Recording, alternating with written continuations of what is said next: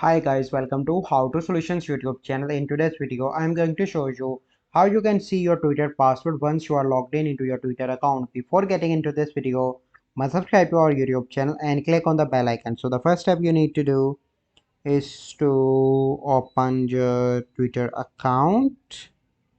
Okay, and then you need to click on your profile picture on the top left, and then you need to go and click on settings and support. But once you are here, you can see that in settings there is no option to see your password. So how you can see that? You simply need to go back and open Gmail, and then you need to click on your profile picture on the top right and click on Google account, and here you need to scroll and click on security.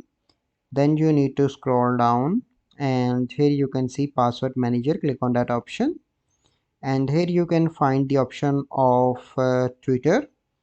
So you can see that I do not save my Twitter password, but here you can see that. So put your mobile password here. Okay, so this is my Twitter password. Once I click on I icon, I can easily see my Twitter password. So this is a process by which you can find your Twitter password. I hope you find this video helpful. If you find this video helpful, must like this video, subscribe to our YouTube channel for future videos. Well, see you in the next video. Thank you. Have a good day.